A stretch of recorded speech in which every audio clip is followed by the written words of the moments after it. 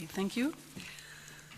I would like to thank O.S.C.E. for the organization of this meeting. It allows sharing of experiences and good practices, but we must keep in mind that good practices always depend on the goodwill of all the actors, and precisely, problems we talk about are always occurring because of the lack of goodwill from the different actors. Everything we can say shall be discussed by those who, for any reasons, don't agree all the consequences of freedom of thought, conscience, religion, or belief. And we must also say that there are different ways to think this freedom. There is one thing sure: respect due to this freedom is a well-known international standard. The present meeting is to remind it to each person and each state. We also know how difficult and sensitive it is to implement the freedom of thought, conscience, religion, or belief in the best way. As a state guarantee, international rules assert this freedom includes either protection and preservation, either religion and atheism, or even blasphemy. It means, for example, freedom of religion and freedom of thought are both equal. A person can hold a particular religion or no religion at all. A person is protected when he says God is the best thing in the world, as well as when he says God is the worst thing in the world. Maybe some experiences about those issues will be told furthermore by the speakers.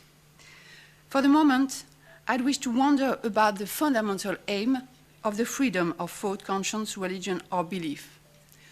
From the first declarations in the 17th and 18th centuries in UK, United States, and France, it appears as a natural human right that exists before being under the law. As a consequence, legal framework has to ensure it for everyone. For many years, international organizations make some efforts to enhance human rights and encourage states to involve them in their legal framework. When reading international recommendations and statements, a freedom should be guaranteed per se, eventually because of God's wishes. Political philosophy has told us through social contract theories.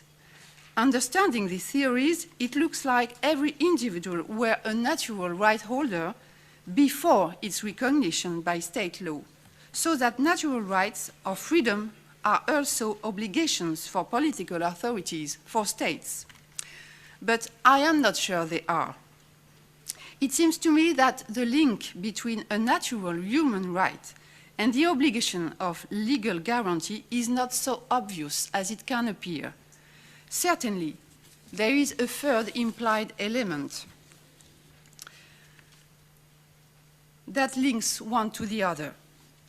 What could it be? I'd like to look over this question through this issue. Is law at the service of rights, or rights at the service of law? Today, we usually think law is at the service of rights. But if it is, the inevitable collective dimension of law is unknown. A Latin adage says, where society is, law is, ubi societas ibi jus. It means two things. First, as a link between individuals, law is necessary. Relations between individuals create rules. Second, without law, there is no society and no relations between individuals, which could be translated by rule or perish. Then, thinking of law means thinking of the best way to not perish. It means thinking of which rules can make links between individuals. And that point is significant. Specific rules are not naturally imposed to society. Through law, a society determines how to make good links between individuals and therefore selects appropriate rules. Thereby, recognition by law of a right of freedom, even looked on as a natural one, has a unique purpose: facilitate building and maintaining of a society. Through state and law, society defines the extension of a right or freedom and do not take them as natural as they are supposed to be. then extension of a legal right or freedom depends on the type of society required. We must keep in mind that stakes are high. For the last centuries, development of law, and particularly state law, but not only, I think of tribal laws, is thought as to build a non-violent society, a stable and well-balanced society. Even though it hasn't always succeeded well, we can say it is the fundamental aim of law today. Reading the international standards, we can see it is more a stable and non-violent society which is looked for than a violent one. As my first question was, what is the fundamental aim of freedom of thought, conscience, religion, or belief, we can see it depends on the answer at this second question: how to make law for a stable and non-violent society. The philosophy of law I was describing seems to imply recognition of all ways of thinking. It was the purpose of John Locke's philosophy, as to facilitate a stable and well-balanced society and to provide security for every individual. Thinking that all individuals can have the same way of thinking creates violence. We can see it everywhere. Then people have to choose between denying a part of population's freedom of thought in the name of another way of thinking, and then create specific violence, and recognize this freedom for all as to encourage a stable and well-balanced society. Protection and preservation of freedom of thought, conscience, religion, or belief, even as an individual right, must be considered more as a tool than per se. It is used to make a safety society. And it is necessary to precise that stability and security are historically and obviously more provided from state through law and rules than from individuals or religions.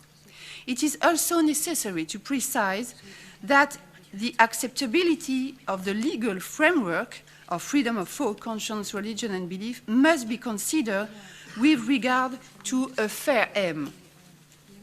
Someone can say that is a certain way of thinking. It means there are other ways which can be opposed to it, in the name of principles supposed to be highest.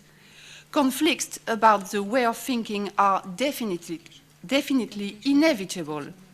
Wondering about the best way is an aporia. Therefore, state law is not a perfect solution to conflicts, but actually it seems to be the only one. By state, human beings create a superior authority, which is recognized as a legitimate authority to use binding ways for the respect of rules. If state is also a violent authority, its legitimacy must be linked to three elements: its aim, its methods, its efficiency. Its aim, building and maintaining a stable and safety society because of the possibility for every individual to have its own way of thinking. Its methods, first, being fair with all beliefs which have to be fair too. Second, not promoting a particular thought, conscience, religion, or belief at the expense of the others. Its efficiency. At this point, most of beliefs or religions cannot succeed because their neutrality is impossible. States can involve neutrality, even though it is built on a particular religion. Religion may be a block building, but not the law. As I said earlier, there is an aporia.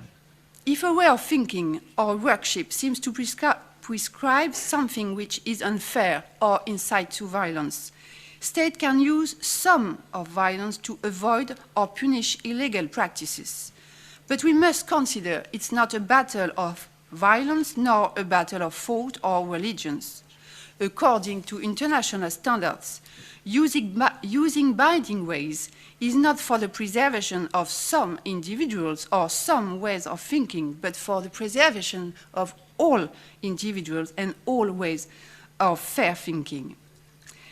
Is this acceptable for those who, promoting a religion or promoting authority of state, or both, would like to impose one way of thinking. I'm not sure it is. Can law get over it? If law is made by those for whom a fair law is inacceptable, it seems to be particularly difficult.